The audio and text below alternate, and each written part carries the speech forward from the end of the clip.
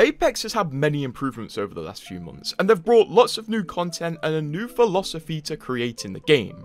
But with all the good came one very bad thing. They've left a major part of the game to wither and die, the story and the lore. But we just got a hint that this might be about to change. For a long time, people loved the lore and story of Apex so much that they constantly asked for a TV show. But over the last few seasons, Respawn have just stopped developing it. For example, at the end of Season 22, a strange rift appeared in the sky. This confused the characters in game when you pinged it, and it turns out in Season 23, these rifts brought rift relics and also caused the Lifeline rework by destroying Doc and injuring Lifeline's arm. So when Season 23 was wrapping up, we were excited to see how the Legends would solve these rifts in the sky and stop the impending disaster that they were about to cause. But guess what? We never got a conclusion to this story. In Season 24, the rifts disappeared with absolutely no backstory and no character mentioned them again. Also in Season 24, Respawn stopped releasing lore comics to the game, so we literally just got no story for Season 24. But hey, maybe it was just a season with absolutely no story, and the next season would pick up the story again. Well, no. In Season 25, Sparrow joins the games, but he didn't have much lore, and neither did the game. The game continued to have no comics, no stories, and no lore animations on the Apex YouTube channel. In fact, they've dropped massively.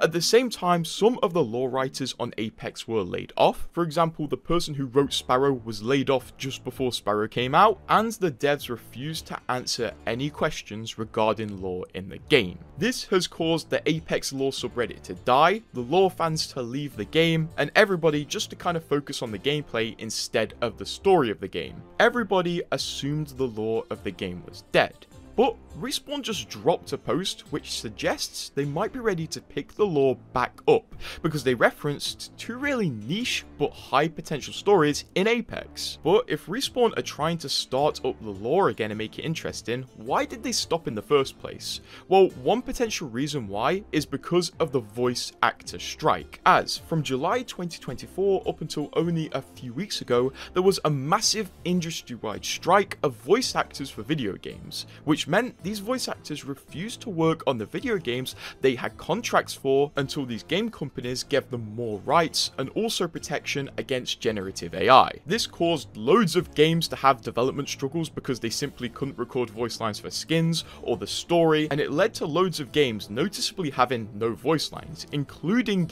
Apex. When the Arsenals came out, they had no voice lines. When the Power Sword came out, it had no voice lines, and many more things had no voice lines. This was up until recently when the strike finished and the Apex voice actors started working on the game again, which is why we have Arsenal voice lines and the voice actors are posting selfies with each other, which is great to see. So this could have been one of the reasons the lore stopped, and a potential very likely reason, but also EA and Respawn could have just realized they were putting loads of money into these animations and the story and writers for the game, and not many people really cared, so they cut that cost so they could either save that money or put it into actual development of the game. It could be a case that one of these is true, none of these is true, or both are true, but the lore and story of the game noticeably died. So what's this new thing giving us hope that Respawn might be spinning it back up and giving the fans something to follow in Apex besides the patch notes? Well, the other day for the new event, they posted this, which is otherwise pretty unremarkable. They were clearly just trying to show off the new skins they created until we took a closer look. The first image was this: Bloodhound, see the legend behind the mask. And then it had two sub-stories within this magazine.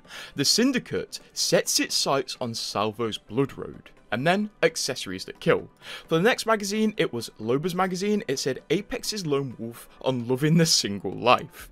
And then the sub-stories in this are Undercover in the Revenant cult and Nathaniel Fur standing on the brink and then losing everything.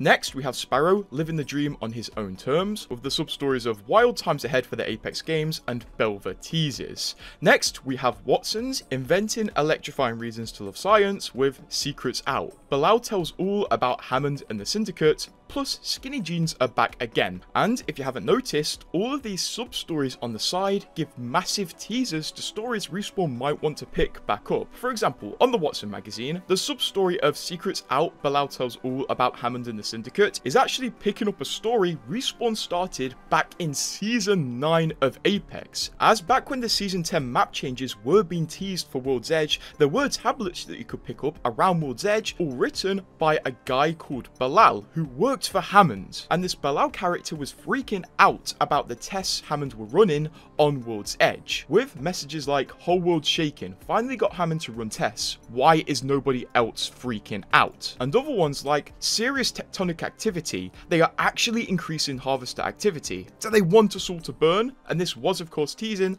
the map changes for Season 10 of World's Edge, where the train yard point of interest was replaced by the landslide point of interest because it got destroyed, and also Hammond increased their activity on World's Edge. So Respawn might be picking up on the whole story about Hammond's robotics being evil, and also the Syndicate being evil. This is definitely a niche reference, but shows there's clearly someone at Respawn who wants the lore to continue. Also, over on the Loba magazine, Respawn dropped another lore bomb which we thought they'd just given up on entirely. Essentially, many years ago, Respawn dropped a tiny bit of lore about there being a cult that followed Revenant. Yes, seriously, he had a cult that followed him, and it was hinted at by Respawn that this cult gave Revenant his demonic powers, until Respawn decided to explain all of Revenant's powers away by just being tech. And ever since Respawn made this explanation, everyone thought Respawn dropped the cult lore, but here they are, bringing it back so many years later, which could be really interesting if they explore this. A cult around Revenant just sounds so scary, but with so much potential. Also, on the same magazine below this, there's a story about Nathaniel Fua, I'm sorry if I didn't pronounce that right, who is the son of Ballistic. And if you're not aware of the story, Nathaniel was meant to join the Apex games until Ballistic took his place to protect him,